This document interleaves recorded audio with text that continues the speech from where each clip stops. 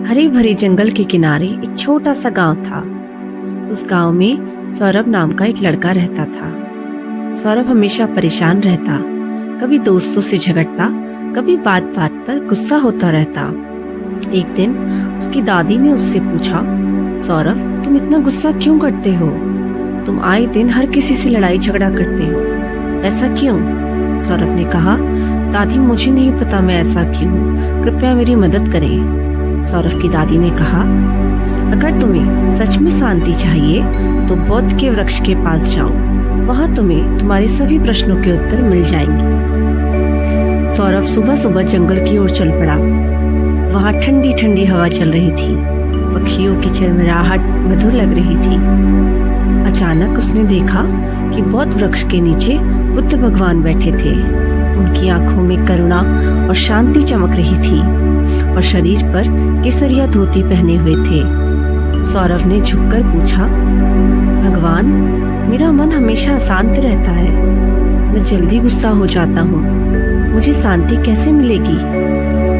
बुद्ध मुस्कुराए और बोले, जिस शांति को तुम बाहर खोज रहे हो वह तुम्हारे भीतर ही छिपी है। सौरभ चकित रह गया, मेरे भीतर? लेकिन मेरा मन तो हमेशा उलझा रहता है, हमेशा परेशान रहता है। बुद्ध बोले, जब तुम अपनी इच्छाओं, डर, ईर्ष्या और क्रोध को पकड़ कर रखते हो तो मन अशांत होता है, और जब तुम इन्हें जाने देते हो तब शांति खिलती है। फिर बुद्ध ने सौरभ को आंख बंद करके बैठने को कहा और बोले, धीरे धीरे सांस लो और धीरे धीरे सांस छोड़ो। किसी को दुख मत दो, सत्य बोलो, दूसरों की मदद करो और हर दिन कुछ मिनट एकांत में बैठो। सौरभ ने पहली बार भीतर की शांति महसूस की। मन हल्का लगने लगा, मानो जैसे कोई बोझ उतर गया हो। उसने आंखें खोली तो बुद्ध मुस्कुरा रहे थे। सौरभ बोला, अब मैं समझ गया हूँ, शांति बाहर से नहीं भीतर से शुरू होती है। कुछ समय बाद वह अपने गांव वापस लौटा। सौरभ अब पहले जैसा झगड़ालू नहीं था, अब वह शांत हो गया था।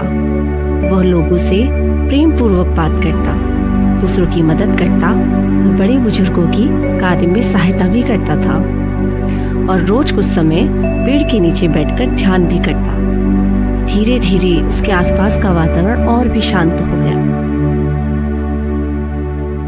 अब सौरभ एक शांत लड़का बन चुका था, ऐसा शांत कि सभी के साथ शांति से रहने लगा। कभी किसी से झगड़ा नहीं करता, सबके साथ प्रेम से बात करता।